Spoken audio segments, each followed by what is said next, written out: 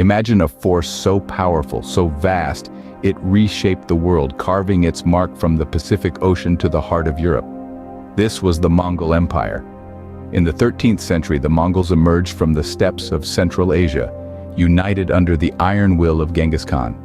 They galloped across the landscapes of Asia, Europe, and the Middle East, leaving a trail of conquest and destruction in their wake. In their arsenal, the Mongols had more than just brute force. They were masters of psychological warfare, sowing fear and dread even before their arrival. Their enemies often surrendered without a fight, terrified by the tales of Mongol wrath. The Mongols were also exceptional horse riders, their entire lives revolving around their sturdy steeds. This mastery of horse riding, combined with their innovative tactics, made their armies incredibly mobile and versatile. At the helm, Mongol leaders like Genghis Khan and his successors showcased strategic genius, planning their campaigns with meticulous detail. They exploited their enemies' weaknesses, turned their strengths into liabilities, and always seemed to be one step ahead. The world had never seen anything like the Mongol Empire. It was a force of nature, unstoppable and relentless. But every empire, no matter how mighty, faces challenges. And for the Mongols, a significant one was looming on the horizon. In the sands of Egypt, a new power emerged. The Mamluks, former slave soldiers turned rulers. Born from the ashes of the Ayyubid dynasty, the Mamluks rose to prominence in the 13th century. These were not your ordinary kings and nobles. No, these were former slaves, warriors who had been bought or captured only to find themselves in the midst of power and politics. Their unique governance model was a testament to their resilience. A Mamluk was not born into power but earned it through courage and skill in battle. This created a meritocracy where the most capable would lead, ensuring a constant stream of dynamic and capable leaders. But it wasn't just their political structure that set the Mamluks apart. It was their military might. Trained from a young age, these warriors were skilled in horseback riding, archery, and hand-to-hand combat. They were the perfect counterforce to the Mongol cavalry, with their heavy armor and disciplined formations. Their rise was not without struggle.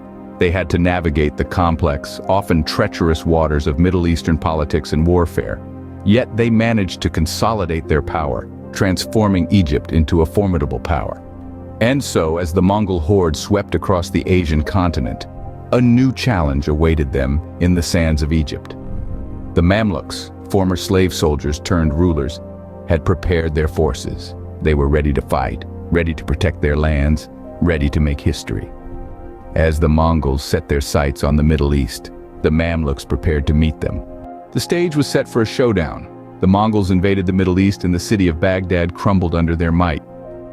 These nomadic warriors, known for their ferocity and tactical brilliance, had turned their attention to the Levant, a region ripe with wealth and strategic importance. The Levant, a crossroads of ancient civilizations, was now under the shadow of the Mongol horde. Tensions were high, the air thick with anticipation. Meanwhile, a new power was rising in the west. The Mamluks, a formidable force of former slave soldiers, had taken control of Egypt.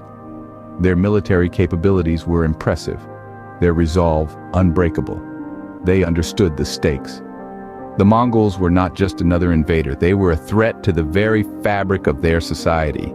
The stage was set, the players were in place, and the countdown to a historic clash had begun.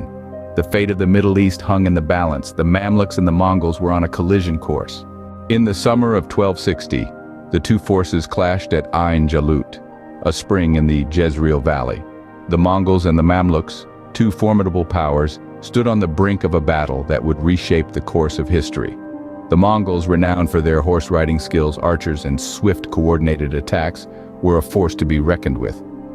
Their reputation preceded them, terrifying their opponents and often winning battles even before they began. Yet on this day, they faced a unique adversary. The Mamluks, despite being former slaves, were no pushovers.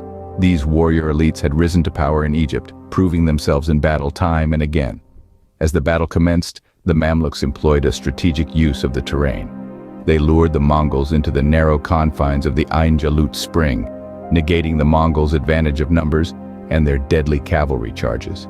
This was a classic example of the feigned retreat tactic, a strategy often used by the Mongols themselves.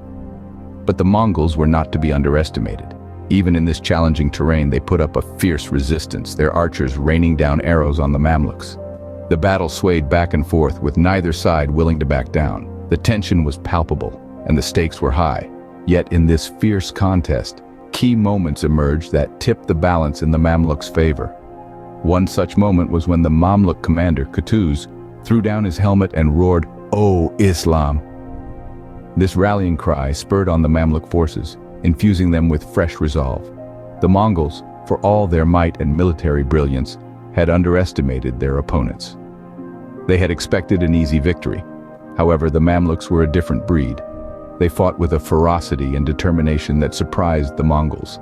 Against all odds, the Mamluks emerged victorious. The Mongols' unstoppable march had been halted. This was a turning point, a moment when the seemingly invincible Mongol Empire met its match. The Battle of Ain Jalut would forever be remembered as a testament to the courage and strategic genius of the Mamluks. The Battle of Ain Jalut was a turning point. It marked the first time the Mongol advance had been decisively stopped. The mighty Mongol Empire, which had seemed unstoppable, began to decline. The battle had weakened them, both in terms of manpower and morale. In contrast, the victory at Ain Jalut marked the rise of the Mamluk Sultanate, a force that would become a major power in the Middle East. But the impact of Ain Jalut was not just regional, it was global. The Mongols' failure to conquer the Middle East meant that the region retained its own distinct cultural and political identity. The world map as we know it today might have looked very different if the Mongols had succeeded in their conquest. The Battle of Ain Jalut, a clash of empires, forever changed the landscape of the Middle East and the world.